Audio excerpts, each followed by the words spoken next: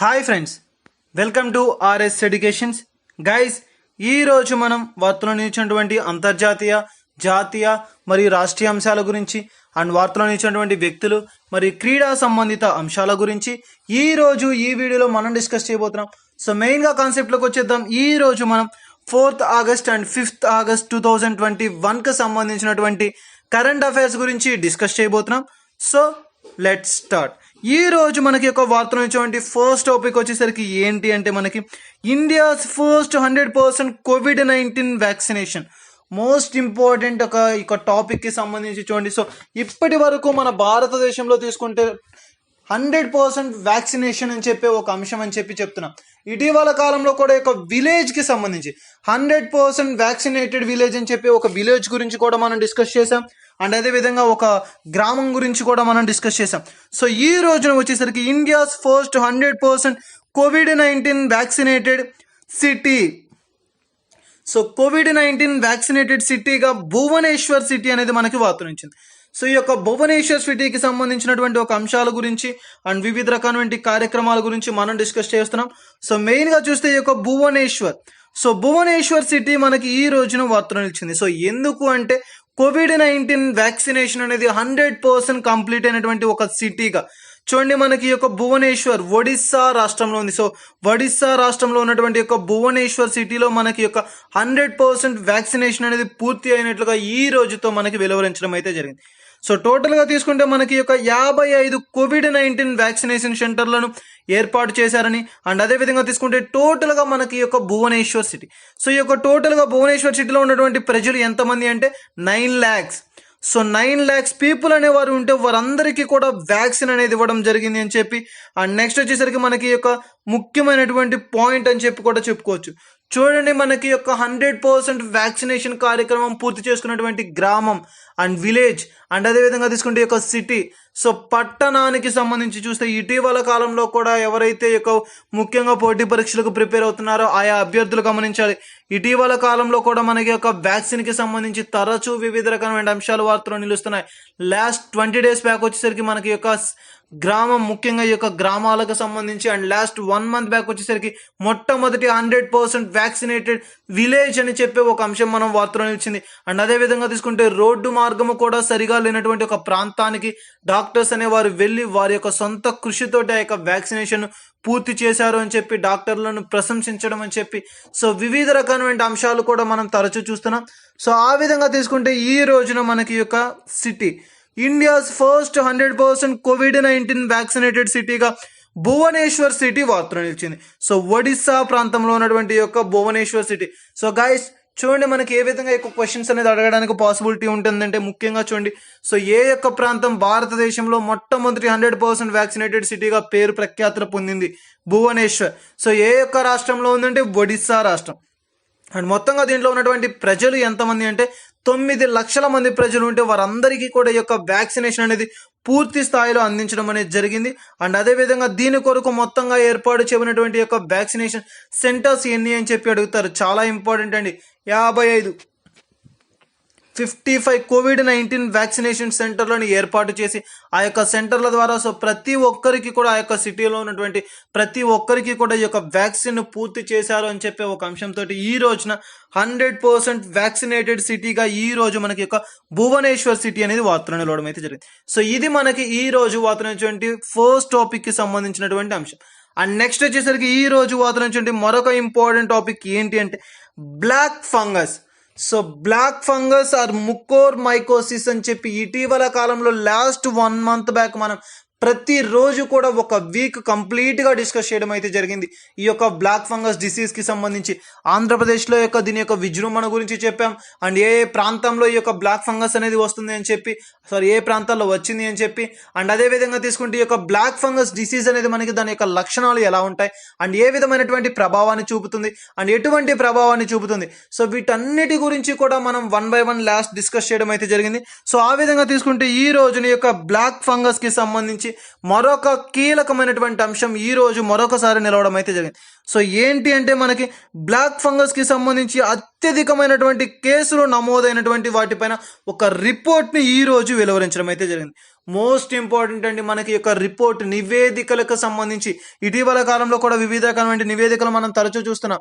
So ఆ విధంగా తీసుకుంటే ఈ రోజున మనకి యొక్క బ్లాక్ ఫంగస్ కి సంబంధించి అత్యధిక కేసులు నమోదైనటువంటి ఒక రిపోర్ట్ ని ఈ రోజు వెలువరిస్తూ వార్త వచ్చింది. సో ఎవరు ఏంటి అంటే ministry of health and family welfare. ఇటీవల కాలంలో ఈ యొక్క మినిస్ట్రీస్ యొక్క మంత్రిత్వ శాఖలకు సంబంధించి చాలా చాలా ఇంపార్టెంట్ అండి. యొక్క మంత్రిత్వ శాఖలకు సంబంధించి ఏదైనా సరే ఒక అంశం కనుక తరచూ వార్తలో కనుక నిలిస్తే ఆయా అంశాల పట్ల ప్రత్యేకమైనటువంటి శ్రద్ధ వహించండి. అండ్ నిన్నటి రోజున కూడా మినిస్ట్రీ ఆఫ్ హోమ్ అఫేర్స్ అని చెప్పి అండ్ ఇటీవల కాలంలో ministry of tribal and welfare affairs గురించి సో మంత్రిత్వ శాఖల గురించి కీలకంగా మనం చర్చించడం అయితే జరిగింది. సో ఈ రోజున తీసుకుంటే ఈ యొక్క ministry of health and family welfare ఒక కీలకమైనటువంటి ఒక రిపోర్ట్ని వెలువరిస్తూ వార్తనిచ్చారు. సో ఏంటి అంటే మనకి బ్లాక్ ఫంగస్ ఆర్ ముకోర్ మైకోసిస్ అని చెప్పి ఈ యొక్క వ్యాధి COVID-19 ట్రిగ్గర్డ్ డిసీజ్ అని చెప్పి చెప్తాం. సో ఈ యొక్క COVID-19 ట్రిగ్గర్డ్ డిసీజ్ అనేది మనకి టోటల్గా తీసుకుంటే అత్యధికంగా సో అధిక మొత్తంలో ఏ ప్రాంతాల్లో ఉన్నాయని చెప్పి సో చూడండి మనకి టాప్ 6 ప్లేసెస్లో ఉన్నటువంటి రాష్ట్రాలు జాబితా తీసుకుంటే first place Maharashtra and second place Gujarat, third place Andhra Pradesh and fourth place వచ్చేసరికి Tamil Nadu and fifth one Karnataka and sixth one వచ్చేసరికి తెలంగాణ. సో చూడండి మనకి ఈ యొక్క ప్లేసెస్ అంటే ముఖ్యంగా అత్యధికంగా కేసులు నమోదవుతున్నటువంటి యొక్క ప్రాంతాలు అండ్ రాష్ట్రాల జాబితాను తీసుకుంటే ఏ రాష్ట్రాల్లో అత్యధికంగా కేసులు నమోదవుతున్నాయి అండ్ మొట్టమొదటి రాష్ట్రం ఏది ముఖ్యంగా చూడండి ఈ యొక్క డిసీజెస్కి సంబంధించి కనుక వార్తలో నిలిస్తే అండ్ ఆ యొక్క ప్లేసెస్ ఆ యొక్క ప్రాంతాల యొక్క లిస్ట్ అనేది మనకి ఎక్కువ ఇంపార్టెన్స్ ఇవ్వడం జరుగుతుంది. సో ప్రతి ఒక్కరూ కూడా కీలకంగా దాన్ని భావించి దాని పట్ల ప్రత్యేకమైనటువంటి శ్రద్ధ వహించండి. అండ్ ఇంపార్టెంట్ థింగ్ వచ్చేసరికి మెయిన్గా ఆ యొక్క అంశాల పట్ల సో ఏ యొక్క ప్రాంతం అనేది ఫస్ట్ ప్లేస్లో ఉంది అండ్ అక్కడ ఎన్ని కేసెస్ అనేది నమోదయ్యాయి, ఏ ప్రాంతానికి సంబంధించింది అండ్ ప్రస్తుతం అక్కడ ఉన్నటువంటి యొక్క మంత్రిత్వ శాఖ ద్వారా ఈ యొక్క రిపోర్ట్ అనేది వెలువరించబడింది. సో చూడండి మనకి ఏ యొక్క రిపోర్ట్ ద్వారా దీన్ని వెలువరించారంటే ministry of health and family welfare. So ఆ యొక్క మంత్రిత్వ శాఖ ఆధ్వర్యంలో నిర్వహించబడినటువంటి ఈ యొక్క రిపోర్ట్ అనేది మనకి వెలువరిస్తూ వార్తను ఇచ్చారు. సో ఇది మనకి ఈ రోజు వార్తను ఇచ్చేటువంటి యొక్క బ్లాక్ ఫంగస్ డిసీజ్కి సంబంధించినటువంటి ఒక report ministry of health and family welfare వెలువరించినటువంటి అంశం. అండ్ నెక్స్ట్ వచ్చేసరికి ఈ రోజు వార్త నుంచి మరొక ఇంపార్టెంట్ థింగ్ ఏంటి అంటే సుప్రీంకోర్టు. సో సుప్రీంకోర్టు ఇచ్చినటువంటి ఒక ఆదేశాలు మనకి ఈ రోజు వార్తలో నిలిచాయి. ఎగ్జాక్ట్లీ నిన్నటి రోజున కూడా మనం ఈ యొక్క 3 ఆగస్టు కూడా మనం ఈ యొక్క మెయిన్ థింగ్స్ అంటే ఈ యొక్క సుప్రీంకోర్టుకు సంబంధించి సుప్రీం ధర్మాసనం ఇచ్చినటువంటి ఒక తీర్పు మనం వార్తలో నిలవడం చూసాం. సో ఈ రోజున మనకి ఒక 4 and 5 ఆగస్టు సంబంధించినటువంటి కరెంట్ అఫైర్స్లో కూడా ఈ యొక్క సుప్రీంకోర్టు ఇచ్చినటువంటి ఒక తీర్పు ఒక కీలకమైనటువంటి అంశంతో వార్తలో వచ్చింది.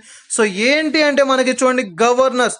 సో గవర్నర్ విధానాన్ని ప్రతి రాష్ట్రానికి సంబంధించినటువంటి గవర్నర్కి సంబంధించి వారికి కలిగినటువంటి అధికారాలకు సంబంధించి ఒక సెక్షన్ అనేది మనకి చూడండి మనకి మెయిన్ థింగ్ వచ్చేసరికి గవర్నర్.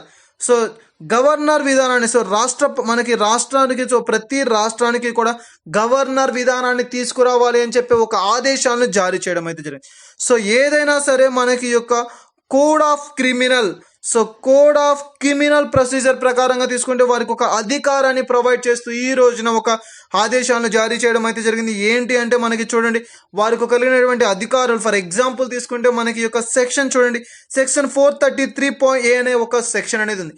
సో ఆ యొక్క సెక్షన్ ప్రకారంగా తీసుకుంటే గవర్నర్కు కలిగినటువంటి యొక్క అధికారాల గురించి మనకు ఆ యొక్క ఆర్టికల్కి సంబంధించి ఆ యొక్క సెక్షన్ అనేది వెలువరిస్తుంది. సో చూడండి మనకి మెయిన్గా తీసుకుంటే జైళ్లలో మనకి ఏదైనా ఒక జైలు శిక్ష అనుభవిస్తున్నటువంటి 14 సంవత్సరాలు పైబడినటువంటి ఖైదీల విషయంలో వారికి నిర్ణయాలు తీసుకునేటువంటి ఒక అధికారాన్ని గవర్నర్స్ అనేవారు ఇప్పటి నుంచి కలిగి ఉంటారు అని చెప్పి ఒక విధానాన్ని ఈ రోజున సుప్రీం ధర్మాసనం వారి యొక్క ఆదేశాలను వెలువరించడం అయితే జరిగింది.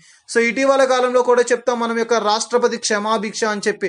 సో ఏ విధంగా రాష్ట్రపతి గారికి క్షమాభిక్ష అనేది వెలువరించడం అయితే జరిగిందో అంటే వారికి ఒక అధికారాన్ని ఇవ్వడం అయితే జరిగిందో సో అటువంటి అధికారమును కలిగినటువంటి ఒక విధానాన్ని గవర్నర్స్ కూడా కలిగి ఉండాలి. సో గవర్నర్ విధానము అని చెప్పి ప్రతి రాష్ట్రానికి సంబంధించి ఒక కీలకమైనటువంటి అధికారాలను ఇస్తున్నామని చెప్పి ఈ రోజు నుంచి ఆదేశాలను జారీ చేసింది మన యొక్క సుప్రీంకోర్టు. చూడండి అత్యున్నతమైనటువంటి ధర్మాసనం అని చెప్పి చెప్తాం సుప్రీం ధర్మాసనం. సో ఆ యొక్క సుప్రీంకోర్టు అనేది మనకి ఈ రోజు ఇచ్చినటువంటి యొక్క ఆదేశాలు ముఖ్యంగా కీలకమైనటువంటి అని చెప్పి చెప్పుకోవచ్చు. సో ఎవరైతే 14 సంవత్సరాల పైన బడి ఒక ఖైదీలుగా మారి శిక్షలను అనుభవిస్తున్నారు.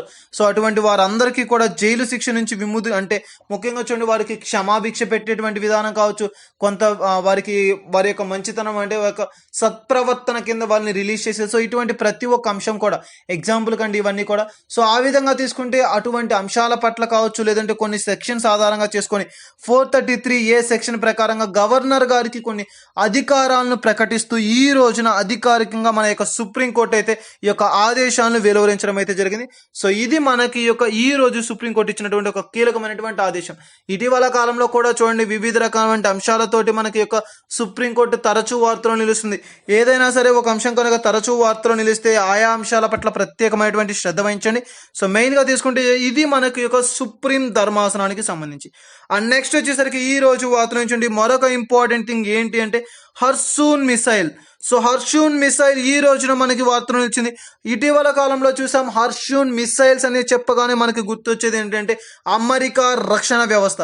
సో అమెరికా రక్షణ వ్యవస్థ పనిచేసేటువంటి ఒక anti ship missile most important వీటండి మనకి యొక్క అమెరికాకి సంబంధించి ఇటీవల కాలంలో లాస్ట్ 1 వీక్ బ్యాక్ నుంచి ఎవ్రీ డే కూడా మనకి యొక్క కరెంట్ అఫైర్స్లో మనకి యొక్క అమెరికా గురించి చూస్తున్నాం. నిన్నటి రోజున కూడా వివిధ రకమైన ఒప్పందాల గురించి కూడా మనం చూసాం. సో ఈ రోజున తీసుకుంటే అమెరికా రక్షణ వ్యవస్థలో పనిచేసేటువంటి ఒక యాంటీ షిప్ మిసైల్ అని చెప్పి సో అమెరికాలో 1977వ సంవత్సరంలో తయారు చేసింది. సో దీనిని భారత ప్రభుత్వం కొనుగోలు చేస్తూ ఈ రోజున మనకి ఒక అంశాన్ని వెలువరించారు. సో అందుకు గాను అమెరికా కూడా ఓకే చెప్పింది. సో అమెరికా కూడా దాన్ని పర్మిషన్ అనేది ఇస్తూ ఈ రోజున మనకి యొక్క కొనుగోలుకు సహకరిస్తున్నామని చెప్పి ఒక అంశాన్ని వెలువరిస్తూ వార్తలు ఇచ్చారు. సో టోటల్గా మనకి ఈ యొక్క మిసైల్కి సంబంధించి మొత్తంగా ఖర్చు పెట్టనున్నటువంటి మొత్తము యొక్క వ్యయము ఎంత అంటే $82 మిలియన్. సో $82 మిలియన్ ఖర్చు పెట్టి మనకి యొక్క మిసైల్స్ని యాంటీ షిప్ మిసైల్స్ అని చెప్పి చెప్తాం. సో అటువంటి మిసైల్స్ని భారత ప్రభుత్వం ఈ రోజున అమెరికా నుండి కొనుగోలు చేస్తూ వార్తలు ఇచ్చింది. ఇటీవల కాలంలో కూడా ఈ యొక్క రక్షణ రంగంలో రక్షణ వ్యవస్థలో ఒక కట్టుదిట్టమైనటువంటి ఒక వ్యవస్థను కలిగి ఉన్నది. మనకి ముఖ్యంగా తీసుకుంటే ఈ యొక్క ఏంటి అంటే చూడండి మనకి ఈ యొక్క అమెరికా రక్షణ వ్యవస్థ. సో అటువంటి రక్షణ వ్యవస్థకు సంబంధించి ఇటీవల కాలంలో కూడా మనం చూస్తున్నాం. సో ప్రతి ఒక్క అంశాన్ని కూడా మనం చూస్తున్నాం. ఆ విధంగా తీసుకుంటే ఈ రోజున ఈ యొక్క రక్షణ రంగానికి ఒక కీలకమైనటువంటి ఒక ఇస్తూ ఈ రోజున యొక్క అమెరికా నుంచి మన యొక్క భారత ప్రభుత్వం ఈ యొక్క మిసైల్స్ని కొనుగోలు చేయడం అయితే జరిగింది. చూడండి గాయస్ మనకి యొక్క మిసైల్స్కి సంబంధించి కావచ్చు, వివిధ రకాలైన దేశాల మధ్య సంబంధాలకు సంబంధించి కావచ్చు, ఒప్పందాలకు సంబంధించి కావచ్చు, ఏదైనా రిలేషన్స్కి సంబంధించి కావచ్చు, ఏదైనా సరే ఒక అంశం కొనగా వార్తలు నిలిస్తే ఆయా అంశాల పట్ల ప్రత్యేకమైనటువంటి శ్రద్ధ వహించండి. సో ఇది మనకి యొక్క హర్సూల్ మిసైల్కి సంబంధించి అమెరికా నుంచి భారతదేశం కొనుగోలు చేయనున్నటువంటి ఒక అంశానికి సంబంధించినటువంటి అంశం. అండ్ నెక్స్ట్ వచ్చేసరికి ఈ రోజు వార్తలు మరొక అంశం ఏది అంటే చైనా. సో చైనా దేశం మనకి ఈ రోజు వార్తలు ఇచ్చింది. సో ఒక ఇంపార్టెంట్ థింగ్ తోటి వార్తలు ఇచ్చింది. సో ఏంటి అంటే మనకి చైనా మంకీ బ్రెయిన్కి సంబంధించి చూడండి మనకి చైనా ఇటీవల కాలంలో కూడా వివిధ రకాలైన అంశాలతోటి ఈ యొక్క ఓన్ స్పేస్ సెంటర్స్కి సంబంధించి కావచ్చు అండ్ మెయిన్ ఇంపార్టెంట్ థింగ్స్కి సంబంధించి కావచ్చు తరచూ వార్తలో నిలుస్తుంది మనకి యొక్క చైనా దేశం. సో ఈ రోజు తీసుకుంటే మంకీ బ్రెయిన్కి సంబంధించి హై రిజల్యూషన్ బేస్డ్ ప్రపంచంలోనే మొట్టమొదటి దేశంగా చైనా వార్తలు వచ్చింది. సో ప్రపంచవ్యాప్తంగా తీసుకుంటే ప్రపంచంలోనే మొట్టమొదటి దేశంగా చైనా అనేది వార్తలు నిలుస్తుంది. చూడండి మొట్టమొదటి ఎవరైతే పోటీ పరీక్షలకు ప్రిపేర్ అవుతున్నారో అభ్యర్థులు గమనించండి, మొట్టమొదటి అంశం అండ్ మొట్టమొదటి వ్యక్తి అండ్ మొట్టమొదటి ఒక క్రీడారంగం కావచ్చు అండ్ క్రీడారంగంలో మొట్టమొదటిసారిగా ఒక వినూత్నమైనటువంటి ఒక రికార్డ్ అని చెప్పినా కావచ్చు, లేదంటే మొట్టమొదటి అనే పదము కనుక ఎక్కడైతే యూజ్ చేస్తున్నారో సో అటువంటి అంశాలు అటువంటి యొక్క కాన్సెప్ట్స్కి సంబంధించినటువంటి వాటి పట్ల ప్రత్యేకంగా శ్రద్ధ వహించండి. ఎందుకంటే మనకి మొట్టమొదటిసారిగా అంటున్నామంటే సో ఇప్పటి వరకు లేదు, ఇప్పుడు ఒక నూతనమైనటువంటి ఒక హిస్టరీ అని చెప్పి చెప్తున్నారు, సో ఒక చరిత్ర అని చెప్పి చెప్తున్నారు. సో అటువంటి వాటి పట్ల మనకి ఎక్కువగా కూడా బిట్స్ అనేది అడగడానికి జరుగుతుంది పోటీ పరీక్షలో. సో ఎవరైతే యొక్క పోటీ పరీక్షలకు ప్రిపేర్ అవుతున్నటువంటి అభ్యర్థులు ఉన్నారో ఆయా అభ్యర్థులు యొక్క అంశాల పట్ల ప్రత్యేకంగా తమ యొక్క శ్రద్ధను వహించండి అండ్ ఈ యొక్క బిట్స్ అనేది మనకి ఎక్కువ శాతం అడగడానికి కూడా పాసిబిలిటీ ఉంది. సో చైనా కాన్సెప్ట్లోకి వచ్చేస్తే చైనా దేశం ఇటీవల కాలంలో ఓన్ స్పేస్ సెంటర్స్ని అండ్ అదేవిధంగా తీసుకుంటే ఒక వివిధ రకమైన రాకెట్లను ప్రయోగించి విజయవంతమైనటువంటి రాకెట్లను ప్రయోగించడం జరిగింది. అండ్ అదేవిధంగా తీసుకుంటే రోబోట్స్ని కూడా తయారు చేసి స్పేస్ సెంటర్స్కి పంపించాలి అని చెప్పి ఈ విధంగా తీసుకుంటే దేశంలో ప్రపంచంలోనే మొట్టమొదటిసారిగా ఓన్ స్పేస్ సెంటర్ ని స్థాపించినటువంటి దేశంగా కూడా మనకి చైనా అనేది పేరు ప్రఖ్యాతులు పొందింది. సో ఈ విధంగా అనేక అంశాలతోటి మనం తరచూ చూస్తున్నాం. సో ఈ రోజున వచ్చేసరికి ప్రపంచంలోనే మొట్టమొదటిసారిగా అని చెప్పి ఒక అంశంతో వార్త వచ్చింది. సో ఏంటి అంటే మంకీస్ బ్రెయిన్ కి సంబంధించి హై రిజల్యూషన్ బేస్డ్ అని చెప్పి చెప్తున్నాం. So high resolution based, so fluorescent imaging టెక్నాలజీని ఉపయోగించి హై రిజల్యూషన్ 3D ఇమేజ్ ని రూపొందించేటువంటి ఒక శక్తి కలిగినటువంటి ఒక పవర్ఫుల్ అని చెప్పి ఒక అంశాన్ని ఈ రోజున చైనా శాస్త్రవేత్తలు కనుగొనడం అయితే జరిగింది. సో ముఖ్యంగా చూడండి, మనకి యొక్క చైనా శాస్త్రవేత్తలు ఇటీవల కాలంలో కూడా చూసాం, మంకీస్ బ్రెయిన్ కి సంబంధించి ఒక నూతనమైనటువంటి ఒక అంశాన్ని వీరు ఈ రోజు కనుగొనడం అనేది జరిగింది. ముఖ్యంగా చూస్తే మనకి యొక్క మంకీస్ బ్రెయిన్స్ ని ఉపయోగించి 3D పిక్చర్ లో హై రిజల్యూషన్ వచ్చేటువంటి ఒక ఇమేజ్ ని రూపొందించారు అని చెప్పి చెప్పవచ్చు. సో అటువంటి ఇమేజ్ ని రూపొందించినటువంటి శాస్త్రవేత్తలుగా చైనా శాస్త్రవేత్తలు ఈ రోజు వారి యొక్క ప్రతిభను కనపరుచుకొని ఒక మెయిన్ థింగ్ అంటే ఒక చాలా ఇంపార్టెంట్ పర్సన్స్ గా చరిత్రకు ఎక్కడం అయితే జరిగింది. అందువల్లనే ప్రపంచంలోనే మొట్టమొదటి అనే అంశానికి చైనా ఈ రోజున చేరుకోవడం అయితే జరిగింది. సో ఇది మనకి ఈ యొక్క చైనాకి సంబంధించినటువంటి అంశం. అండ్ నెక్స్ట్ వచ్చేసరికి ఈ రోజు వార్తలు నుంచి మరొక ఇంపార్టెంట్ థింగ్ ఏంటి అంటే రాష్ట్రాల థింగ్స్. సో రాష్ట్రాలకు వచ్చేసరికి ఏంటి అంటే మనకి వైఎస్ఆర్ మనకి డిజిటల్ లైబ్రరీని ఏర్పాటు చేయనున్నారు అని చెప్పి ఒక అంశాన్ని వెలువరిస్తున్నారు. సో వైఎస్ఆర్ డిజిటల్ లైబ్రరీని ఏర్పాటు చేస్తూ 140 కోట్లను విడుదల చేయనున్నారు అని చెప్పి ఈ రోజున మనకి వెలువరించడం అయితే జరిగింది. ఇటీవల కాలంలో కూడా చూసాం, యొక్క లైబ్రరీస్ కి సంబంధించి ఒక ఆంధ్రప్రదేశ్ కి సంబంధించి కూడా వివిధ రకమైన అంశాలు, వివిధ రకమైన కార్యక్రమాలు మనం తరచూ వార్తలో నిలుస్తున్నాయి. సో ఆ విధంగా తీసుకుంటే ఈ రోజున మనకి వైఎస్ఆర్ డిజిటల్ లైబ్రరీని ఏర్పాటు చేయనున్నట్లుగా 140 కోట్ల రూపాయలను విడుదల చేయనున్నట్లు దీనికి సంబంధించి మనకి వెలువరించడం అయితే జరిగింది. సో ముఖ్యంగా చూడండి, మనకి మెయిన్ థింగ్స్ చూస్తే మొత్తంగా మనకి యొక్క డిజిటల్ లైబ్రరీస్ ని మొదటి విడతగా 4530 డిజిటల్ లైబ్రరీస్ ని మొదటి విడతగా నిర్మించనున్నాము అని చెప్పి వెలువరించడం అయితే జరిగింది. సో గ్రామ పంచాయతీ పరిధిలో ఈ యొక్క డిజిటల్ లైబ్రరీస్ ని ఏర్పాటు చేయనున్నట్లుగా వీరు వెలువరించడం అయితే జరిగింది. చూడండి, మనకి మొదటి విడతగా 4530 డిజిటల్ లైబ్రరీని ఏర్పాటు చేయనున్నట్లుగా వెలువరించారు. అందుకు గాను 140 కోట్ల రూపాయలను విడుదల చేశారు. సో చూడండి, మనకి ఇటీవల కాలంలో కూడా ఆంధ్రప్రదేశ్ రాష్ట్రం తరచూ వివిధ రకమైన కార్యక్రమాలు, పథకాలతోటి, నూతనమైనటువంటి అంశాలతోటి తరచూ వార్తలు నిలుస్తుంది. సో ఆ విధంగా తీసుకుంటే ఈ రోజున మనకి యొక్క డిజిటల్ లైబ్రరీ అని చెప్పి ఒక అంశంతో వార్తలు నిలిచింది. సో మెయిన్ గా తీసుకుంటే మనకి యొక్క వైఎస్ఆర్ డిజిటల్ లైబ్రరీకి సంబంధించి మొదటి విడతగా మనకి తీసుకుంటే 140 కోట్ల రూపాయలను విడుదల చేయడం అయితే జరిగింది. సో దానికి సంబంధించి చూస్తే మనకి మొత్తంగా 4530 డిజిటల్ లైబ్రరీని మొదటిసారిగా, సో మొదటి విడతగా మనకి వీటిని ఏర్పాటు చేయనున్నట్లుగా, అండ్ ముఖ్యంగా తీసుకుంటే ఏవైతే గ్రామ పంచాయతీలు ఉన్నాయో ఆ యొక్క గ్రామ పంచాయతీ పరిధులు వీటిని ఏర్పాటు చేయనున్నట్లుగా, అండ్ చిన్న పిల్లలకు కావచ్చు, స్కూల్ డేస్ నుంచి మనకి యొక్క కాలేజ్ డేస్ వరకు కూడా ప్రతి ఒక్కరికి కూడా డిజిటల్ జస్ట్ మనకి మనకి ఒక పుస్తకాల రూపంలో కాకుండా ఒక సిస్టమ్స్ రూపంలో వాటిని ఏర్పాటు చేసి డిజిటల్ వేలో ప్రతి ఒక్కరికి ప్రొవైడ్ చేయాలని చెప్పి సో ఒక డిజిటల్ లైబ్రరీస్ ని ఏర్పాటు చేస్తూ ఒక నూతనమైనటువంటి కార్యక్రమాన్ని రూపొందించారు. అండ్ మెయిన్ గా తీసుకుంటే దీనికి సంబంధించి ఎప్పటి నుంచి ఎప్పటి వరకు ఎప్పటిలోగా నేడు రానున్నటువంటి యొక్క స్వాతంత్ర దినోత్సవం ఆగస్టు 15 నుంచి మార్చ్ 15 లోగా ఈ యొక్క డిజిటల్ లైబ్రరీస్ ని ఏర్పాటు చేయాలని చెప్పి ఒక కీలకమైనటువంటి వెలువరించడం అయితే జరిగింది మన రాష్ట్ర ముఖ్యమంత్రి గారైనటువంటి వైఎస్ జగన్మోహన్ రెడ్డి గారు. సో వైఎస్ఆర్ డిజిటల్ లైబ్రరీ ఒక అంశంతో మనకి ఒక నూతనమైనటువంటి ఒక వినూత్నమైనటువంటి కార్యక్రమాన్ని ఏర్పాటు చేయడం అయితే జరిగింది. సో చూడండి గాయస్, మనకి ఎవరైతే గ్రూప్స్ కి ప్రిపేర్ అవుతున్నారో ఏపీఎస్సికి సంబంధించి అటువంటి వారు ఎవరైతే ఉన్నారో ఆ యొక్క అభ్యర్థులు గమనించాలి. ముఖ్యంగా యొక్క పథకాలకు సంబంధించి, నూతనమైనటువంటి కార్యక్రమాలకు సంబంధించి ఏదైనా సరే ఒక అంశం కనుక వార్తలు నిలిస్తే ఆయా అంశాల పట్ల ప్రత్యేకంగా శ్రద్ధ వహించండి. ఎక్కువ శాతం పథకాలకు సంబంధించి నూతనమైనటువంటి స్కీమ్స్ ఏవైనా వస్తున్నాయా అండ్ యొక్క మొత్తం ఎంత అమౌంట్ అనేది విడుదల చేస్తున్నారు, ఎన్ని విడతలుగా విడుదల చేస్తున్నారు, సో వాటి యొక్క మొత్తం విడుదల చేసినటువంటి ఆ యొక్క డేట్స్ ఏంటి, సో ఇటువంటి అంశాల పట్ల ప్రత్యేకమైనటువంటి శ్రద్ధ వహించండి. ఎందుకంటే మనకి యొక్క ఏపీఎస్సికి సంబంధించి ఈ యొక్క అంశాలు అనేది ఎక్కువ శాతం మనకి అడగడానికి అనేది పాసిబిలిటీ ఉంది. సో వాటి పట్ల ప్రత్యేకమైనటువంటి శ్రద్ధ వహించండి. సో ఇది మనకి యొక్క ఆంధ్రప్రదేశ్ రాష్ట్రానికి సంబంధించినటువంటి ఒక నూతనమైనటువంటి ఒక కార్యక్రమం. సో ఇది మనకి ఈ రోజు వార్తనటువంటి అంతర్జాతీయ, జాతీయ మరియు రాష్ట్రీయ అంశాలకు సంబంధించి. అండ్ నెక్స్ట్ వచ్చేసరికి ఏంటి అంటే ఈ రోజు వార్తనటువంటి వ్యక్తులు. సో వార్తల్లో వ్యక్తుల్లో ఫస్ట్ పర్సన్ మనకి ఎవరు అంటే ఈ రోజున నటాషా పెనుగర్. సో నటాషా పెరుగు గారు మనకి ఈ రోజున ఒక అంశంతో వార్తలు నిలిచారు. సో చూడండి, అత్యంత ప్రతిభావంతులు. చూడండి, మనకి ఇటీవల కాలంలో కూడా చూసాం, అత్యంత ప్రతిభావంతురాలైనటువంటి ఒక యువతిగా ఈ రోజు మనకి చరిత్రగా ఎక్కారు. సో ఏంటి అంటే మనకి అత్యంత ప్రతిభావంతురాలు అని చెప్తున్నాం.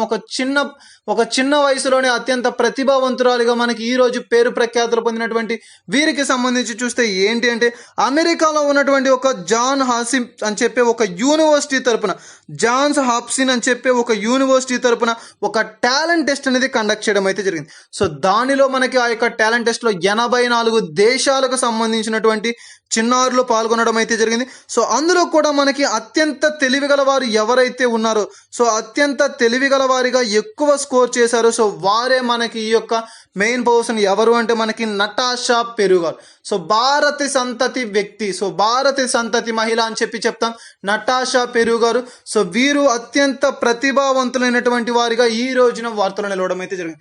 సో చూడండి, మనకి ఈ యొక్క అత్యంత మొట్టమొదటిసారిగా అని చెప్తున్నాం. సో ప్రపంచంలోనే అత్యంత, సో చూడండి, నిన్నటి రోజున కూడా మనం డిస్కస్ చేసాం అండ్ లాస్ట్ టాపిక్లో కూడా అత్యంత అని చెప్పి అండ్ ప్రపంచంలో మొదటి అంశం. సో ఇటువంటి అంశాలు కనుక నిలిస్తే ఆ అంశాల పట్ల ప్రత్యేకమైనటువంటి శ్రద్ధ వహించండి. సో మెయిన్గా తీసుకుంటే ఈ యొక్క అంశానికి సంబంధించి అత్యంత ప్రతిభావంతులైనటువంటి ఒక పర్సన్గా మనకి వీరు ప్రఖ్యాతి పొందారు. సో నటాషా పెరుగు గారు.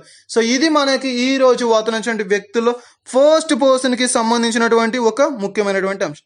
అండ్ నెక్స్ట్ వచ్చేసరికి ఈ రోజు వార్తనటువంటి మరొక వ్యక్తి ఎవరంటే ఒక నూతనమైనటువంటి నియామక ప్రక్రియ అని చెప్పవచ్చు. సో ఒక దేశానికి ప్రధానిగా మనకి ఈ రోజున నియమితులై నియామక ప్రక్రియ ద్వారా వార్తలను ఇచ్చారు. సో ఎవరు అంటే మనకి అర్మేనియా దేశం. సో అర్మేనియా దేశానికి నూతనమైనటువంటి ప్రధానిగా ఈ రోజున మనకి నికోల్ పాసింగన్ గారు సో ఈ రోజున నూతనమైనటువంటి ప్రధానిగా నియమితులై వార్తలు నిలవడం అయితే జరిగింది. సో చూడండి గాయస్, మనకి నూతనమైనటువంటి ప్రధానులు అని చెప్పి నిన్నటి రోజున కూడా చూసాం. ఒక 3 మెంబర్స్, ఒక ముగ్గురు మనకి ఒక నూతనమైనటువంటి ప్రధానులుగా నియమితులై వివిధ రకమైన దేశాలకు వారు మనకి ప్రధానులుగా నియమితులవడం అయితే జరిగింది. సో ఆ విధంగా తీసుకుంటే ఈ రోజున మనకి అర్జేనియా దేశానికి కూడా మనకి నూతన ప్రధానిగా మనకి వీరు నిలవడం అయితే జరిగింది. సో నియమితులై వార్తలు ఇచ్చారు. ఈ విధంగా నియామక ప్రక్రియలకు సంబంధించి కావచ్చు, మొట్టమొదటి అంశం కావచ్చు, అత్యంత అంశం, ఇటువంటి అంశాలు వచ్చినప్పుడు అండ్ ముఖ్యంగా రాష్ట్రాలకు సంబంధించి పథకాలు కనుక ఏవైనా వార్తలు నిలిస్తే ఆయా అంశాల పట్ల ప్రత్యేకమైనటువంటి శ్రద్ధ వహించండి. సో ఇది మనకి ఈ రోజు వార్తలు ఇచ్చినటువంటి ఒక ఇంపార్టెంట్ థింగ్స్కి సంబంధించి ఇంపార్టెంట్ వ్యక్తులకు సంబంధించినటువంటి అంశాలు. సో గాయస్, ఇవే కాకుండా మన ఛానల్లో మరెన్నో నోటిఫికేషన్కి సంబంధించినటువంటి అప్డేట్స్ కావచ్చు, జాబ్ ప్రొఫైల్స్ కావచ్చు, అండ్ అదేవిధంగా ఇటీవల కాలంలో మనం యాప్టిట్యూడ్ క్లాసెస్ని కూడా స్టార్ట్ చేయడం అయితే జరిగింది. సో మా యొక్క ప్రతి అప్డేట్స్ అనేది కూడా మీకు ప్రొవైడ్ చేయడం అనేది జరుగుతుంది. సో యాప్టిట్యూడ్ క్లాసెస్ కావచ్చు, అండ్ డైలీ కరెంట్ అఫైర్స్ కావచ్చు, అండ్ మండే నుంచి మనకి యొక్క న్యూస్ పేపర్స్ని కూడా కంప్లీట్గా మనకి కంటిన్యూస్గా అప్లోడ్ చేయడం అయితే జరుగుతుంది.